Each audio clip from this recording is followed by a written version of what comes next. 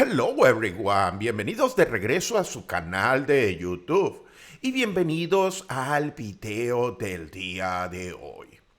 Como ustedes saben, estoy grabando esta serie de videos relacionados con sistemas electromecánicos de conversión de energía. Y cuando estamos trabajando con este tipo de sistemas, las máquinas eléctricas tienen un papel preponderante.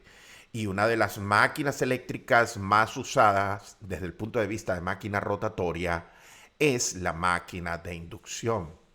Créanlo o no, el 70% de la demanda de electricidad en países industrializados se dirige esa energía hacia aplicaciones donde se emplea la máquina de inducción, el motor de inducción. Y la razón es que la máquina de inducción, y en particular la máquina que tiene un rotor de jaula de ardilla simple, es básicamente una máquina que es extremadamente confiable, de bajo costo, muy simple, de mantenimiento relativamente bajo. Entonces eso hace que la máquina de inducción de jaula de ardilla sea muy popular en aplicaciones industriales. Entonces, el día de hoy les traigo un ejercicio sumamente sencillo, un ejercicio numérico que está relacionado con el modelo circuital de lo que representa una máquina de inducción de jaula de ardilla. Entonces, sin mayor retraso, vayamos y leamos este enunciado. Una máquina de inducción de dos polos trifásicos, 220 voltios, 60 Hz, 20 HP, posee los siguientes datos circuitales. R1, que es la resistencia del estator, 0.25, R2', 0.14, que es la resistencia del rotor, X1, que es la reactancia del estator, 0.40 ohmios, X'2, 0,41, y esa es la reactancia del rotor. Y tenemos una reactancia de magnetización de 17 ohmios. En este caso, estamos despreciando la conductancia de magnetización. En este caso, Rm no se toma en cuenta. Se conoce además que las pérdidas rotacionales son básicamente 100 ohmios. Y para un punto de operación de un deslizamiento de 5%, se pide determinar tres cosas. Pregunta A, determinar la velocidad del motor. Esto es básicamente la velocidad de giro del eje o la velocidad mecánica del rotor en radianes sobre segundo. Por eso estamos utilizando la letra griega aquí, omega. La pregunta B, determine la corriente del motor. Y la corriente del motor es básicamente la corriente que está en el estator. En este diagrama circuital sería la corriente I sub 1. Y la pregunta C, determine las pérdidas de potencia en el cobre del rotor. En este caso en vatios, ¿no? Entonces, antes que comencemos, lo primero que tienen que darse cuenta es que en esta figura, la figura Q, tenemos básicamente lo que representamos nosotros es el modelo circuital. El modelo circuital, en este caso es un modelo circuital por fase. Recuérdense que esta es una máquina trifásica, entonces este modelo circuital es básicamente un modelo de línea a neutro. La otra cosa que tienen que darse cuenta es que estamos utilizando las cantidades del rotor, todos con una prima. Y es que básicamente cuando se utiliza ese símbolo prima para las reactancias, para la corriente, básicamente lo que estamos diciendo es que esas cantidades están referidas al estator. Entonces tenemos un solo nivel de voltaje y tenemos todas las corrientes y reactancias del rotor y resistencia del rotor referidas a lo que sería el estator. Finalmente tenemos esta resistencia variable que depende del deslizamiento S y es fundamentalmente para representar el comportamiento del deslizamiento entre el campo magnético del estator y el inducido en el rotor. Entonces, como siempre, estamos haciendo uso de un MATLAB Live Script. Inicialmente lo que tenemos que verificar es que tenemos que definir los datos, el número de pares de polos. En este caso el número de polos son 2, la frecuencia son 60 Hz, la potencia son 20 HP, el voltaje de línea a línea que se aplica son 220, recuérdense que este es un sistema trifásico, resistencia del estator 0.25, resistencia del rotor 0.14, reactancia del estator 0.40, reactancia del rotor 0.41 y la de magnetización 17 ohmios. Pérdidas rotacionales en vatio, en este caso son 100, y tenemos que el deslizamiento en porcentaje son 5, y de aquí en adelante lo vamos a tratar en forma que no es porcentaje, lo vamos a utilizar en forma absoluta, 0.05, ¿no? Entonces, el primer paso es calcular la velocidad sincrónica. Para calcular la ecuación sincrónica, la velocidad sincrónica, o básicamente la velocidad de giro del campo magnético del estator, utilizamos esta ecuación que está aquí, que nos dice 120 multiplicado por la frecuencia dividido por el número de polos, ¿no? Entonces, para esta máquina de 2 polos, la velocidad sincrónica nos da numéricamente igual a 3600 RPM.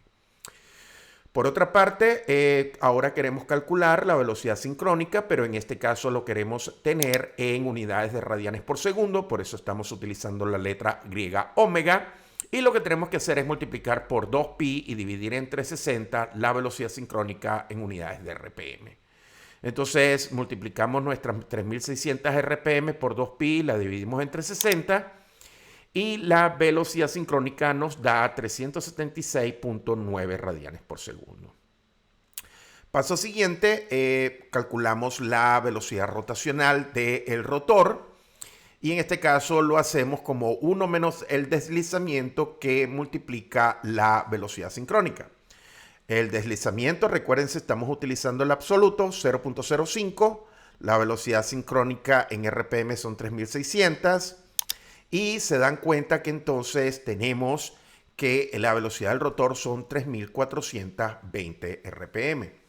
Esto me permite mostrarle, fíjense, la velocidad sincrónica 3600, la velocidad del rotor son 3420, y en esencia es porque la máquina de inducción requiere un deslizamiento, y en algunos países, sobre todo en habla española, latinoamericano, en algunos países lo llaman máquina asincrónica. La razón de esto es que básicamente la máquina nunca va a operar a la velocidad sincrónica. Entonces, para la pregunta que nos hicieron, calculamos la velocidad rotacional del rotor en radianes sobre segundo. Utilizamos esta ecuación que es similar a la anterior, 1 menos el deslizamiento absoluto, multiplicado por la velocidad rotacional en radianes sobre segundo, la velocidad rotacional sincrónica, 376.9 radianes sobre segundo, ¿no? Entonces, esto nos da que la velocidad del rotor es 358.1 radianes sobre segundo. Entonces, ya tenemos la respuesta para la primera pregunta relativa a la velocidad del motor en radianes sobre segundo. Paso siguiente, ahora vamos a comenzar con cálculos eléctricos dentro de la máquina, y para ello tenemos que hacer uso del modelo circuital. Lo primero que queremos calcular es la corriente del estator, la corriente I1, y en ese caso entonces quisiéramos calcular la reactancia, la impedancia equivalente de la máquina. Y la impedancia equivalente de la máquina, pueden darse cuenta que esta rama que representa el estator está en serie con el paralelo de estas dos ramas que están aquí. Ese paralelo lo podemos llamar ZAN, que es básicamente el paralelo de la rama de magnetización, la parte inductiva de la rama de magnetización, en paralelo con la rama que representa el rotor. Entonces, ese resultado de ese paralelo está en serie con la rama del estator. Entonces ya es simplemente un juego de sustitución matemática. Tenemos el valor de la reactancia de magnetización 17, el valor de la reactancia del rotor, de la resistencia del rotor 0.14, la reactancia del rotor 0.41 y así sucesivamente. Y aquí tenemos el valor de la impedancia AN. La impedancia AN es básicamente este paralelo que ya lo habíamos mencionado, nos da 2.72 con un ángulo de 17 grados, ¿ok? Paso siguiente, hacemos lo mismo para el cálculo de la reactancia equivalente.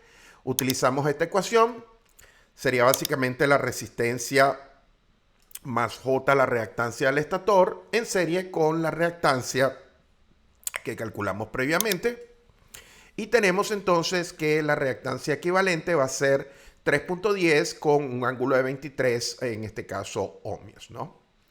Una vez que tenemos la impedancia equivalente, es muy sencillo calcular la corriente del estator, pues al dividirse el voltaje en terminales entre la impedancia equivalente, obtendríamos la corriente, y eso es la famosa ley de Ohm.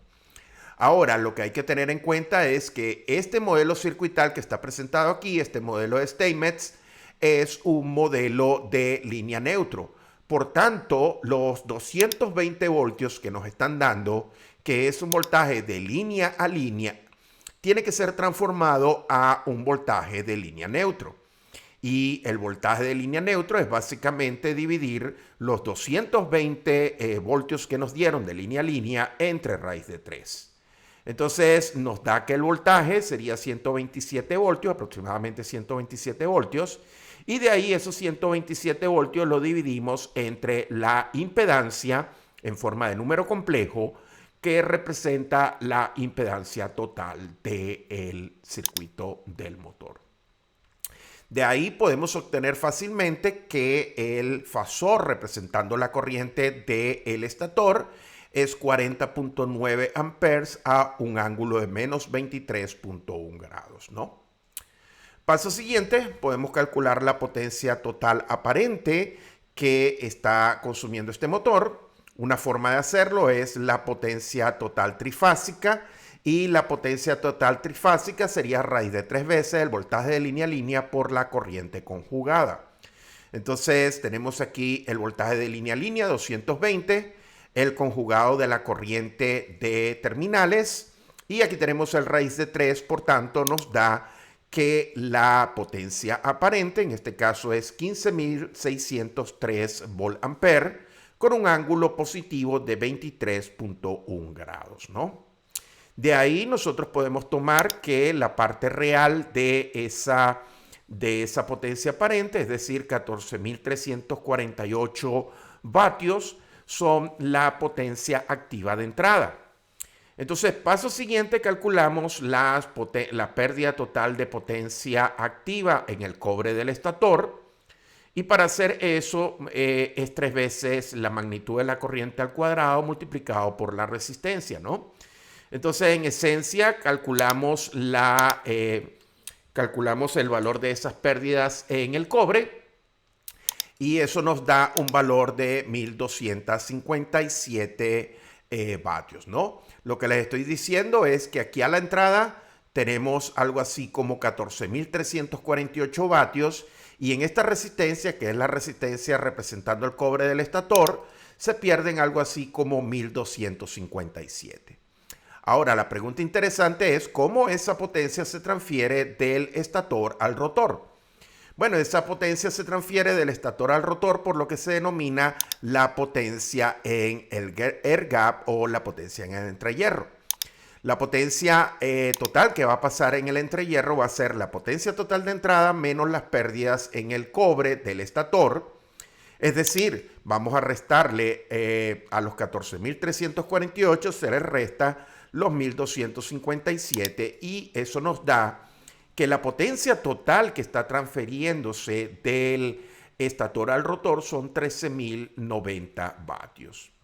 Finalmente, para la pregunta que nos están realizando, que es básicamente las pérdidas de cobre en el rotor, básicamente lo que hay que decir aquí es que es S, que es el deslizamiento multiplicado por la potencia que se transfiere, ¿no? Ya sabemos que el deslizamiento es bastante bajo, 0.05, este es el deslizamiento absoluto, y multiplicamos eso por la potencia que se transfiere en el entrehierro, 13.090, y eso nos da que la potencia disipada en el cobre del rotor es básicamente 654 vatios, ¿no? Entonces, básicamente, lo que necesitamos que nuestros estudiantes entiendan es que este es el modelo circuital, también llamado el modelo Steinmetz, donde todas las cantidades están referidas al estator de la máquina y se trata de un modelo línea neutro de una máquina trifásica. Entonces, los estudiantes tienen que tener mucho en cuenta que este modelo línea neutro representa una de las fases de este motor trifásico y tienen que tener en cuenta cuando se están utilizando las variables como voltaje o corriente y los correspondientes raíz de 3 asociados, ¿ok? Entonces, este es el final de este video, no sin antes invitarlos a participar en la comunidad, sean parte de nuestra comunidad en LinkedIn, en YouTube, y si quieren estar más actualizados, tener una actualización más frecuente de lo que estamos haciendo, por favor suscríbanse a las redes sociales, en este caso sería Twitter e Instagram.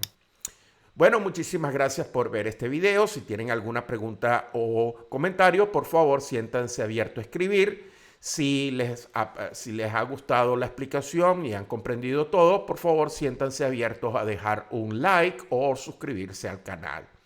Bueno, eso es todo por el video del día de hoy, donde hemos trabajado el modelo circuital de la máquina de inducción de jaula de ardilla. Y a este momento lo que tengo que decirles es bye now.